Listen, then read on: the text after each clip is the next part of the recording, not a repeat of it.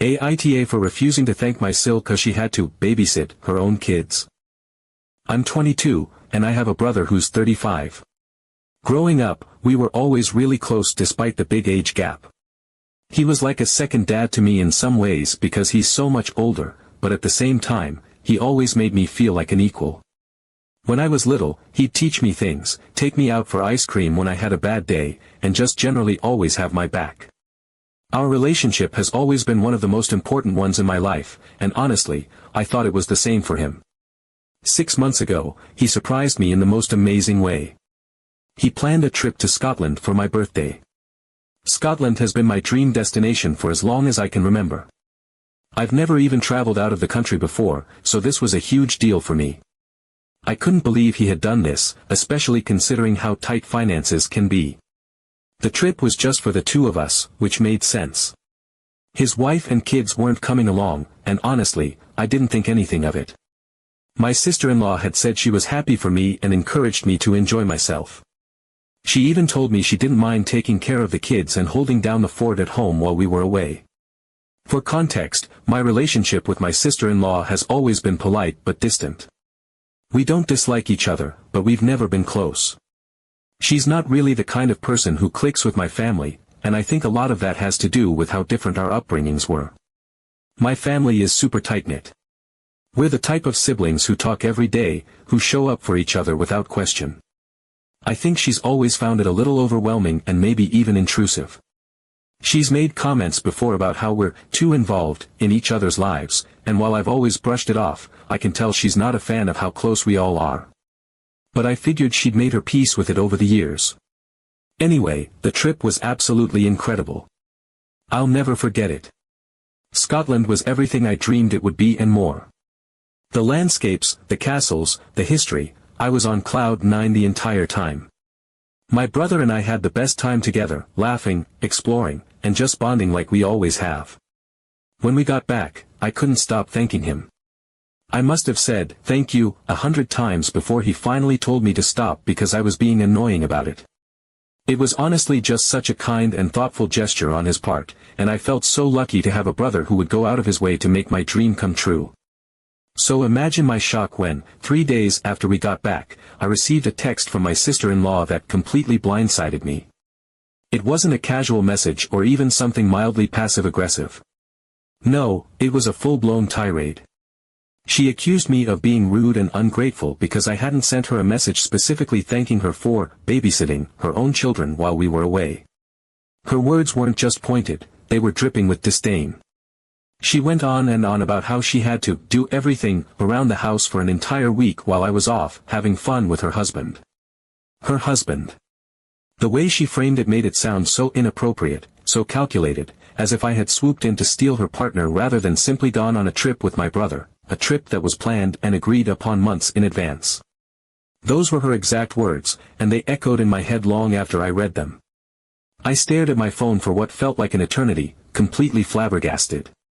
Babysitting her own kids.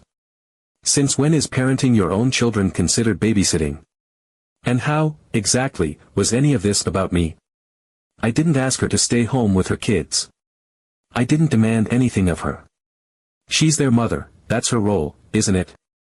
The whole situation felt so ridiculous that I wondered if I was missing something, some unspoken expectation or etiquette that had escaped me.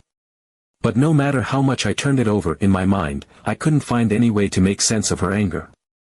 This wasn't a favor she had done for me, it was a part of her life, a responsibility she had willingly taken on when she became a parent.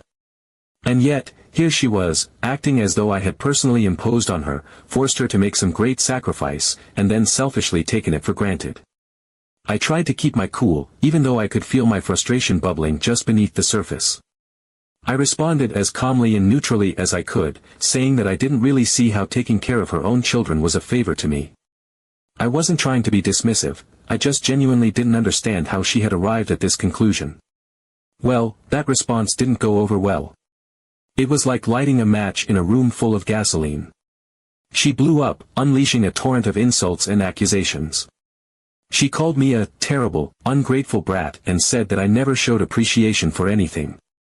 Her words were so over the top, so venomous, that I almost couldn't believe what I was reading. It felt like she had been holding on to this anger for far longer than the week we had been gone, and now, for whatever reason, she had decided to unleash it all on me. She ranted about how hard it had been for her to handle everything on her own while we were gone, as though I had orchestrated some elaborate scheme to leave her stranded. She painted herself as a martyr, a victim of my selfishness, and claimed that I didn't value her sacrifice. But what sacrifice? What had I asked of her, really? My brother and I had gone on a trip he had planned and paid for entirely on his own. I hadn't asked for anything from her, not her time, not her energy, not her approval. And yet, here she was, acting like I had personally burdened her in some profound and unforgivable way. By this point, I was so confused and upset that I felt like I couldn't handle it on my own. I needed to talk to someone who might be able to help me make sense of this, or at least provide some clarity. So I called my brother, hoping he could offer some perspective. To my surprise, instead of helping, he doubled down. He told me that the trip wouldn't have been possible if my sister-in-law hadn't volunteered to stay home with the kids, and that I should have thanked her for making it happen. I was stunned. Volunteered? How was staying home with her own children a favor to me? And why was this being framed as some grand act of charity on her part? She's their mother, not a nanny doing someone a favor. The more he talked, the more baffled I became. It was like I had entered some alternate reality where the basic expectations of parenthood had been warped into a currency for guilt and obligation. I didn't even know how to respond to him. I thanked him again for the trip and told him how much it meant to me, but I couldn't bring myself to apologize to my sister-in-law for something that felt so absurd. Still, to keep the peace, I sent her a text thanking her for helping make the trip possible. I kept it short and polite, but she wasn't satisfied. She accused me of being insincere and made it clear she didn't think my apology was good enough. She also convinced my brother to go low contact with me. Suddenly, the person who had been one of my closest allies my entire life was pulling away from me. Our once daily conversations turned into weekly texts, and even those felt cold and distant.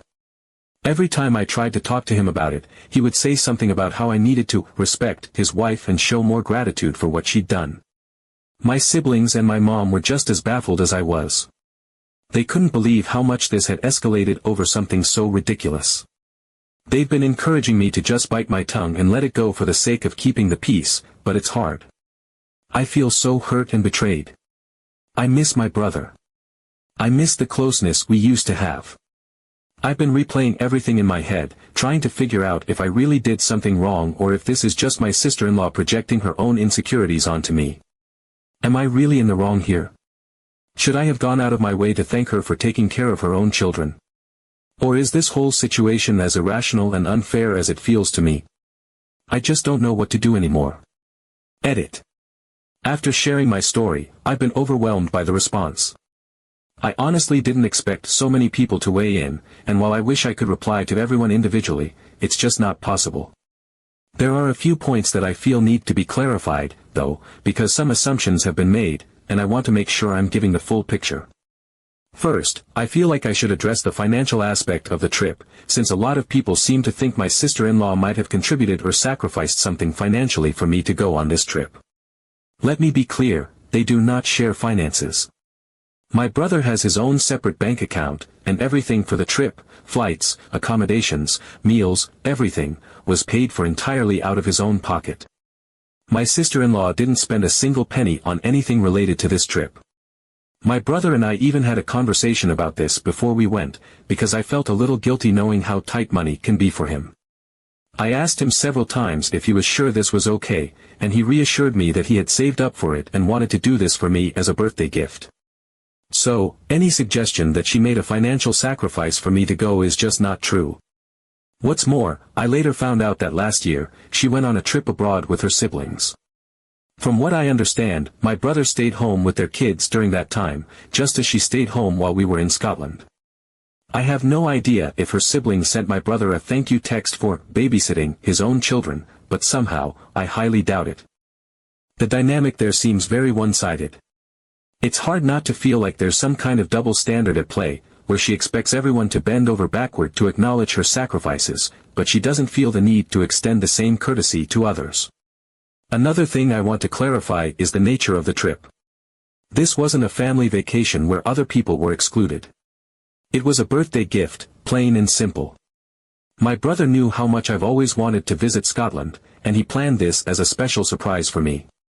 The finances were tight in the sense that he could only afford to take the two of us, but even if money hadn't been an issue, this trip wasn't meant to include anyone else. It was never framed as something for the whole family. Everyone knew it was a one-on-one trip between me and my brother, and as far as I was aware at the time, my sister-in-law was completely fine with that. She even smiled and told me to have fun when we left. The sudden change in her attitude after we got back has left me feeling blindsided. It's also worth mentioning that when my brother first told me about the trip, I did thank both him and my sister-in-law. I remember asking him if she was really okay with us going, and he assured me that everything was fine. He specifically told me not to worry about anything and just to focus on enjoying myself. At no point did anyone suggest that I needed to do anything beyond that to express my gratitude. I thought I had handled it appropriately at the time, and it wasn't until I got that text from her days after we got back that I realized she felt differently. What really stings, though, is what I learned afterward. My brother eventually let slip that not only did my sister-in-law not contribute financially to the trip, but she also told him she wouldn't have wanted to come anyway. Apparently, she said something along the lines of, "I wouldn't enjoy spending a week with her," referring to me.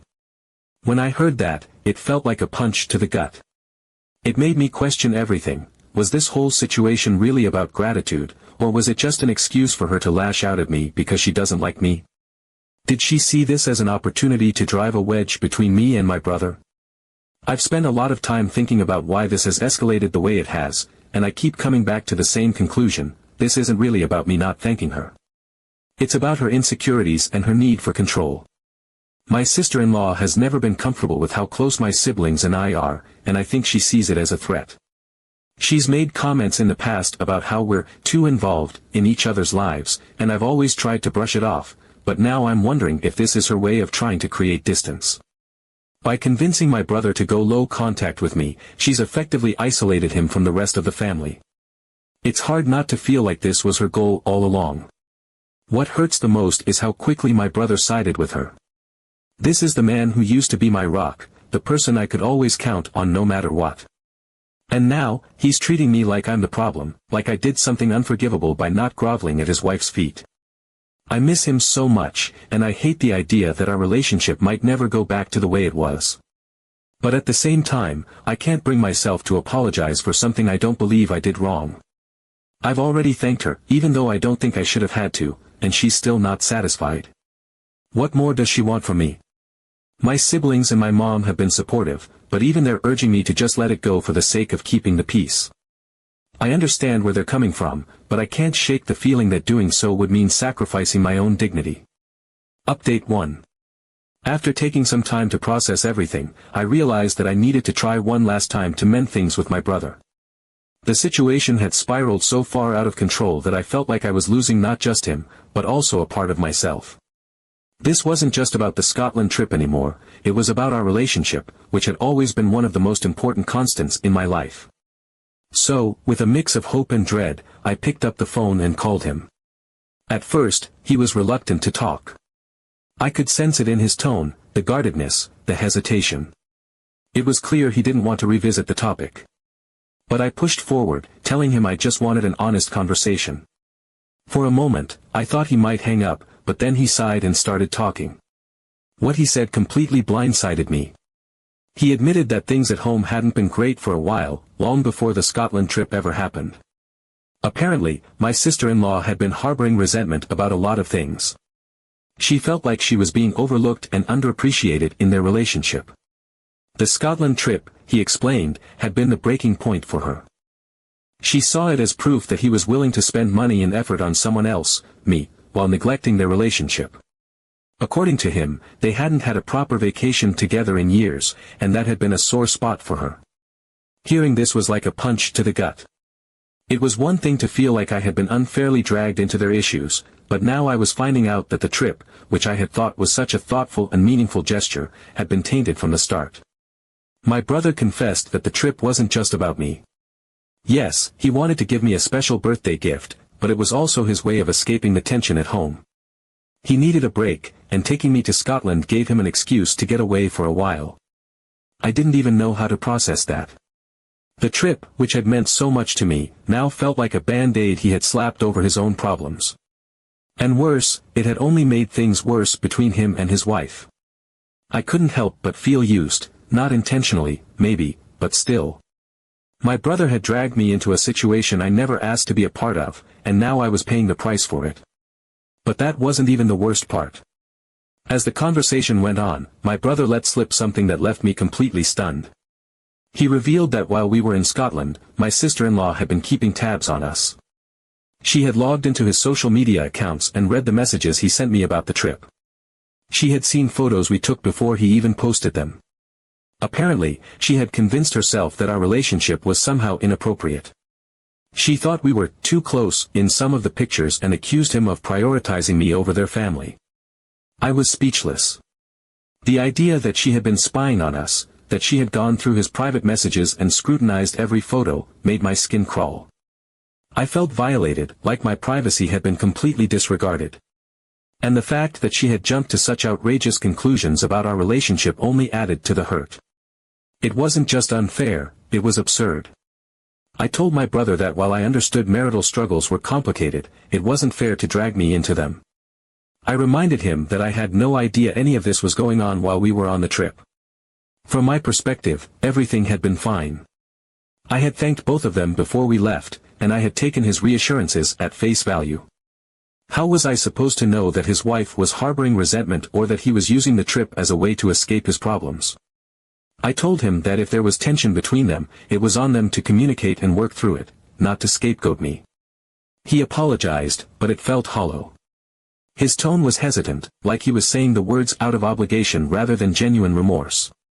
He admitted that he hadn't handled things well and that he should have talked to me sooner, but it didn't feel like he fully understood the impact this had on me. It felt like he was more interested in keeping the peace with his wife than repairing the damage he had done to our relationship. He said he needed more time to figure things out, and that he hoped I could understand. When the call ended, I felt a strange mix of emotions. On one hand, I was heartbroken. My brother, the person I had always relied on, had let me down in such a profound way. But on the other hand, I felt a small sense of relief. At least now I had some clarity. I finally understood why things had escalated the way they did, even if the explanation didn't make it any easier to accept. Update 2. About 2 weeks after that difficult phone call with my brother, I was starting to feel like I had no choice but to let go of the relationship entirely. I had done everything I could to repair the damage, but he seemed more interested in placating his wife than truly addressing what had happened. It hurt, but I was beginning to make peace with the idea that our bond might never be the same. That's why, when I received a message on Instagram from an unfamiliar account, I wasn't prepared for the storm it would unleash. The account belonged to a woman named Jessica. I didn't know her, and at first, I assumed it was spam or some kind of phishing attempt. But the message started with the words, "I think you deserve to know the truth about what's going on," and I couldn't help but read on. Jessica explained that she used to work with my sister-in-law and had witnessed things that she felt I needed to be aware of.